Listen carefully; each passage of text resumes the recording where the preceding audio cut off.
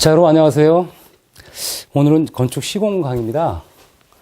우리가 이제 건축 시공이라고 하는 부분 보면 쉽지가 않아요. 우리 이제 지금 건축 시공은 보통 우리가 기술직 공무원 7급 공무원, 7급 공무원의 가장 기본 되는 게 시공 강의예요.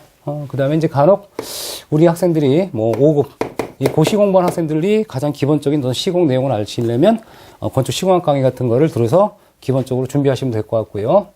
그 다음에 이제 우리, 이 공사나 공단 공부하신다 그러면 시공 공부를 기사 시험보다는 좀 난이도 있는 공부가 필요하지 않느냐. 관점이 좀 틀리니까. 발주자 입장에서 많이 출제를 해요. 그러니까 이런 것들이 좀 이해를 해야 될 것 같고요. 공사 공단. 그 다음에 이제 우리 시공 강의를 보면은 우리 보통, 면접. 건축지 면접을 볼 때, 여기 필요한 어떤 사업 관리라든가 관련된 이런 진리를 하는 경우가 있어요. 그래서 이제 면접을 준비하는 학생들 어떤 건축의 가장 기본적인 내용을 알고 싶다 그러면 시공 강의가 필요할 수 있습니다. 가장 기본이 이제 우리 7급 시험 문제인데, 보통 우리 건축 시공학 같은 경우는 지금 현재 그 시방서가 중요해요. 지금 2013년도,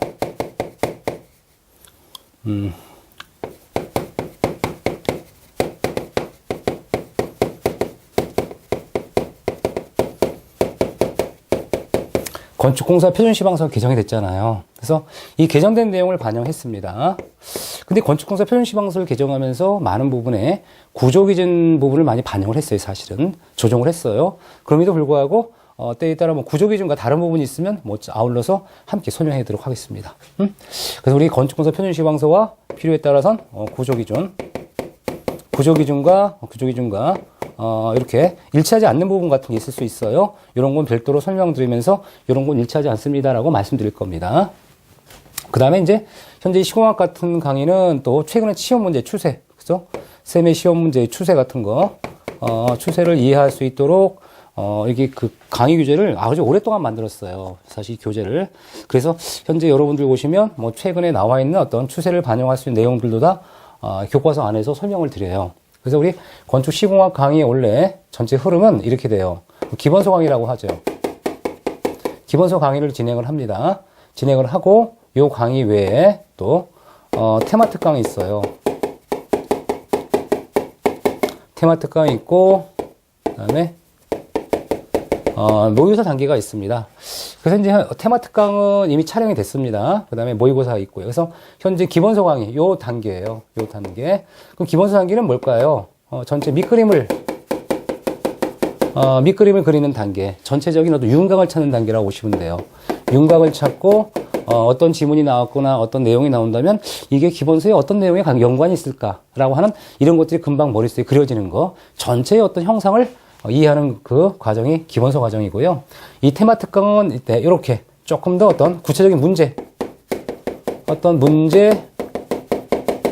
해결을 위한 강의로 다양한 어떤 이런 이론과 문제를 요약해줘요.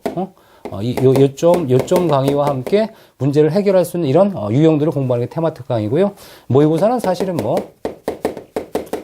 실전을 대비해서 여러분이 얼마 정도의 어떤 시험 문제를 어떤 나올 수 있고 여러분이 응답할 수 있는지 이것 정도를 우리 좀 파악하는 이런 것들이 이제 모의고사 문제풀이라고 보시면 될 것 같아요. 현재 우리 과정은 기본서 강의입니다. 기본서 강의. 키마카 교재를 기본으로 하고 있어요. 그다음에 이제 우리 전체 이제 목차나 차례를 여러분 보시면 아마 총론부터 나올 겁니다. 총론, 가설, 뭐 토공, 기초 쭉 나오는데 현재 우리 건축 시공학의 이제 가장 기본적인 어떤 흐름을 좀 보시면 이런 거예요. 건축 시공학 흐름. 이 건축 시공학 흐름은 이제 가장 먼저 이제 총론이라고 나와요. 총론. 총론이 정말 중요하죠. 우리 이제 다른 자격이나 다른 어떤 시험과는 좀 차별화되는 내용들이 나와요. 그래서 총론 같은 경우는 사업관리 용어, 사업관리에 관련된 용어 정의라든가 또는 공정계획. 이 공정계획 관련되는 게 나와요. 이 공정계획 관련되는 거는 이제 보면 뭐 공정관리, 그렇죠? 공정관리 흐름이라든가 네트워크, 네트워크 관련되는 거, CPM 네트워크 같은 거 있죠? 이런 것들. 그 다음에 이제, 이베이 맵스. 관련되는 거. 그 다음에 네트워크 관련되는 것 중에 이제 우리가 이 공정계획 중에, 현재 우리가 PDM 방식. 프로시던스 다이어그램 메소드라고 하는 요 방식에 의한 문제가 몇 문제 나왔어요. 이 다른 파트에서는 아마 다루진 않을 겁니다. 그래서 현재 키마카 교재본 PDM 방식에 대한 이 해석 관련되는 문제 응용 나오고 있으니까 이런 것들을 잘 아셔야 돼요. 요거는요 사실은 한 번만 숙지하시면 그냥 써먹을 수 있는 거고 EBMS도 아주 쉬워요. 사실 그 다른 자격 종목이나 이런 데 출제가 되지 않는 이게 이 두 가지가 나와요. 현재 그래서 간혹 학생들이 보면은 기사 공부 열심히 했대. 근데 실력도 좋아요. 기사 쉬운 거 아닙니다. 그 사실 기사의 공정 정도는요. 사실은 이거 답을 모르고는 문제를 못 쓸 정도로 어려워요. 그렇죠? 그렇긴 하지만 우리가 공무원 시험에서는 그렇게 공부했는데도 불구하고 안 다루는 PDM이나 EBMS 이런 게 나오니까 현재 여러분들이 공부에 어려움이 있는 겁니다. 이것도 아주 쉽게 여러분들 설명해 드릴 수 있어요. 그 다음에 이제 품질 관련되는 거. 품질 관리 관련되는 건 뭐 이렇게 그다지 이렇게 어려운 게 아니라 아주 쉬운 거 나옵니다. 그 다음에 이제 우리 그 건설 공법에 관련되는 거죠. 공법, 이 공사 방법이라는 얘기죠. 공법 문제가 굉장히 중요하죠. 왜냐면 어쨌든 이제 시공학이라는 게 건축 관련되는 이런 시공 공법을 많이 다뤄야 되는 거기 때문에 필요하고요. 자, 이 공법 같은 경우는 우리가 이제 보통 가장 기본이 가설이죠, 가설. 임시공사, 그렇죠? 가소공사. 그래서 이제 가소공사라는 게 특징이 뭐예요? 본공사가 완료가 되면 없어지는 게 가소공사 아니겠습니까? 그렇죠? 임시공사라고 하죠. 템포러리. 가소공사. 이 가소공사의 가장 포인트가 뭐예요? 이 안전관리예요, 안전. 가소공사의 안전을 위한 여러 가지 규정도 있죠? 이거 외워야 되는 거죠, 이거. 그 다음에 토공사, 기초공사가 나와요. 토공사, 기초공사. 그렇죠? 가소공사 끝나면 이제 땅을 파고 그 다음에 기초를 만들어줘야 되는 거잖아요. 이런 거. 이것은 이제 주로 조사 방법, 그렇죠? 이 조사 방법이라든가 이제 공법, 기초를 만드는 이런 공법들 있죠. 이런 것들이 주로 출제가 될 거고요. 그 다음에 이제 우리 골조공사가 들어가죠. 당연히 제일 중요하죠. 골조공사. 뼈대를 이루는 공사잖아요.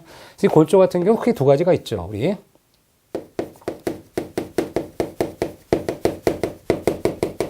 이 철근 콘크리트 공사가 있을 거고요. 철골 공사가 있어요. 그럼 철근 콘크리트라는 것은 철근과 콘크리트와 뭐가 들어가야 되죠? 그렇지, 거푸집 들어가야 되죠. 응? 거푸집. 이 세 가지 공부하는 거예요. 철근에 관련된 시방서 규정, 콘크리트에 관련된 시방서 규정, 거푸집에 대한 규정들. 그렇죠? 거푸집에 관한 규정은 뭐 우리 시방서 지문보다는 우리가 일반적으로 얘기하는 시공학에 관련되는 내용들이 나오겠죠. 철공사는 주로 중요한 게 뭐예요? 얘는, 일단 철골이라고 하는 많은 부재가 어디서 생산돼? 공장에 생산되죠? 그럼 어떻게 현장에 와서 접합을 해야겠네. 그렇지? 얘는 주로, 접합 후 처리에 관한 시방서 규정이 나오겠네. 이렇게, 보시면 될 것 같고요. 그 다음에 이제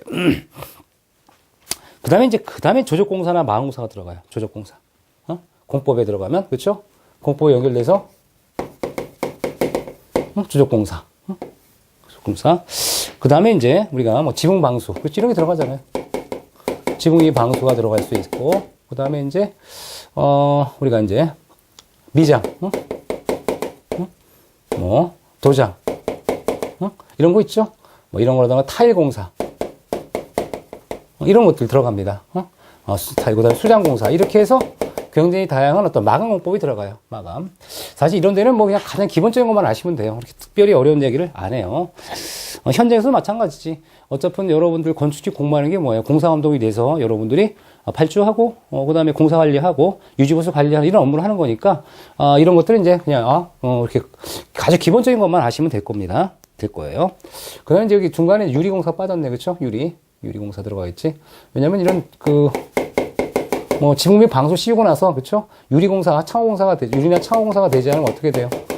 공사가 마감이 안 될 거 아니야. 지저분하고. 그러니까 이제 보통 우리가 보통 지붕까지 올라가잖아요. 지붕까지 올라가고 그 내부엔 조적을 쌓아요, 사실. 조적을 이렇게 쌓습니다. 중간에 조적을 쌓고 그다음에 조적을 쌓고 난 다음에 뭐 하면 돼? 이렇게 유리나 이제 창호공사 들어가죠. 창호공사 들어가면서 외벽을 막아요. 외부를 막고 그 다음에 이제 미장이나 도장을 해서 먼지 같은 게 차지 않도록 합니다. 자, 그 다음에 여기까지 끝나면 이 공법이 여기까지 끝나는 겁니다. 끝나는 거고, 그 다음에 이제 우리,